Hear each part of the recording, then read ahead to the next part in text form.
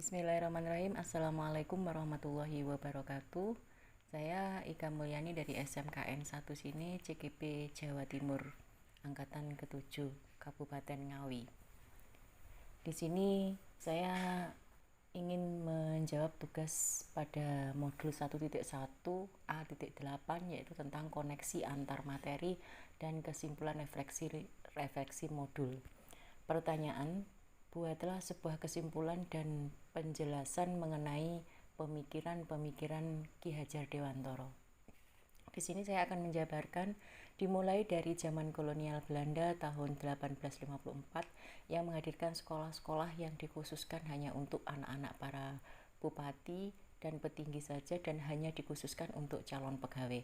Kemudian tahun yang sama berdirilah sekolah yang hanya membuka kesempatan membuka 3 kelas saja, yaitu kelas untuk membaca, menulis, dan berhitung, dan hanya dikhususkan untuk para pembantu saja dan dengan tujuan untuk membantu para pedagang kolonial saja.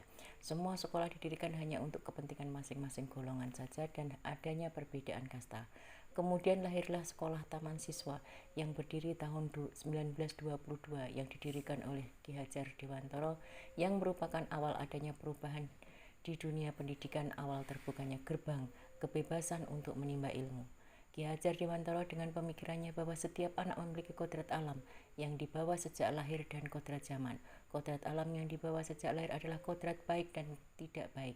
Anak akan mengikuti perkembangan zaman dalam tumbuh kembangnya sesuai dengan lingkungan kultur sosial budaya di mana dia tinggal. Maka Ki memiliki pemikiran bahwa seorang pendidik juga harus mempunyai sifat menuntun. Artinya seorang pendidik harus bisa menuntun peserta didik ke arah yang baik jika suatu saat peserta didik melakukan hal-hal yang tidak baik.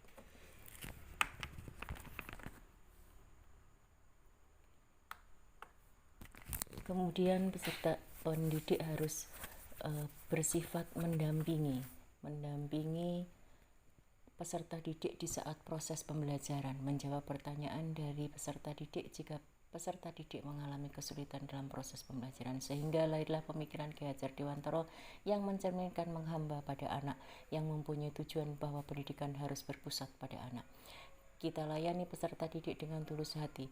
Seorang pendidik harus mampu menciptakan pembelajaran dan mengajaran yang nyaman, aman, kreatif, dan bahagia buat peserta didik. Seorang pendidik tidak boleh memaksa atau membatasi ruang pemikirannya peserta didik. Biarkan peserta didik berkembang dengan kebebasan selama pemikiran dan perbuatannya untuk kreativitas itu positif.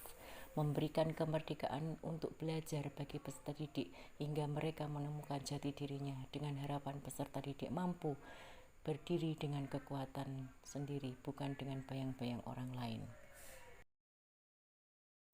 Ki Hajar Dewantara juga memberikan cerminan dengan pemikiran yang dituangkan dalam tulisan Ing ngarsa sung tulodo ing madya mangun karso tutpuri handayani, yang mempunyai arti sebagai berikut.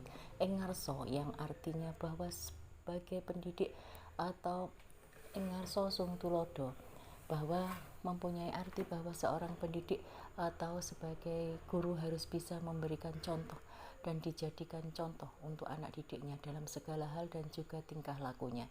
Ing madya mangun karso yang mempunyai arti bahwa sebagai pendidik atau guru yang berada di tengah-tengah peserta didiknya harus bisa memberikan ide atau gagasan untuk peserta didiknya guna mengembangkan kreativitas pemikiran ataupun pengembangan minat bakatnya dan keterampilannya, menuntun dan menemukan jati diri peserta didiknya ke arah yang baik.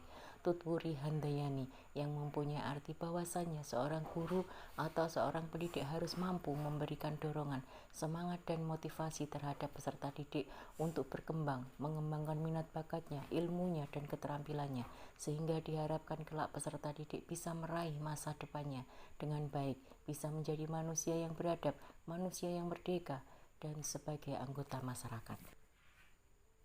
Pertanyaan yang kedua, buatlah sebuah refleksi dari penguatan dan pengalaman baru yang Anda peroleh dalam modul ini dan perubahan diri yang saya alami dan Anda praktikkan di sekolah dan di kelas Anda. Jawab.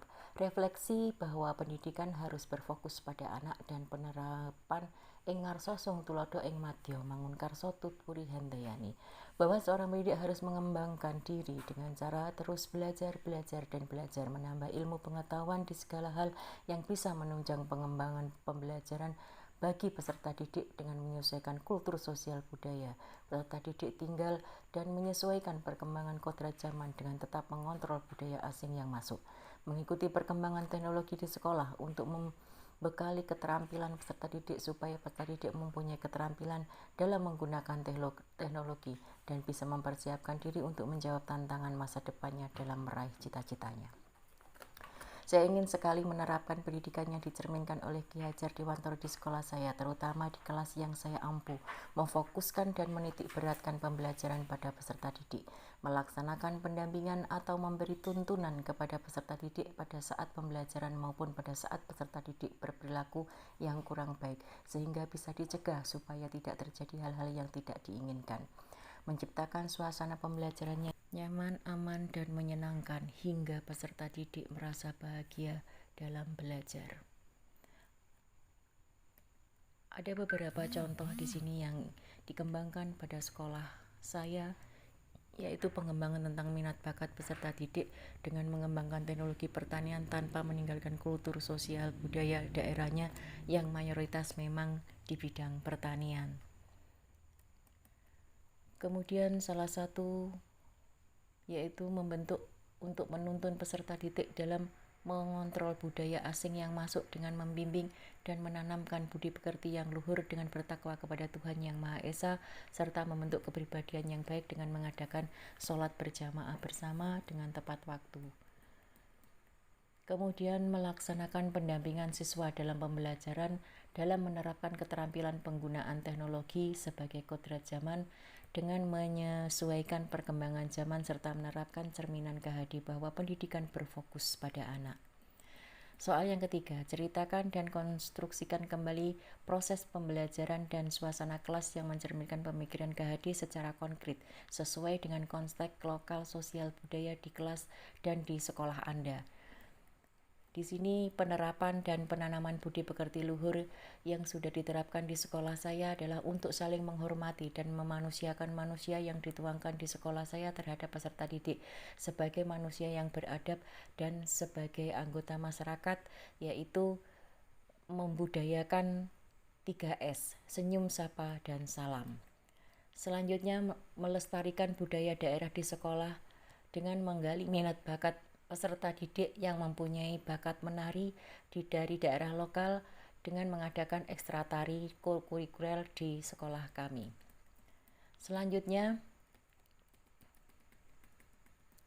mengembangkan pengetahuan peserta didik di bidang teknologi informasi sebagai perwujudan cerminan kodrat zaman yang tetap terkontrol dan menyesuaikan dengan perkembangan zaman saat ini, guna mempersiapkan generasi muda untuk berkarya, kreatif, dan mandiri, serta berpikir yang merdeka selama menghasilkan hal yang positif.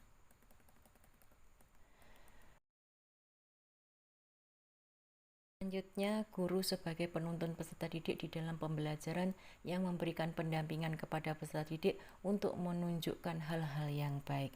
Demikian keterkaitan materi dan refleksi dari cerminan pemikiran KHD dari saya. Terima kasih. Wassalamualaikum warahmatullahi wabarakatuh.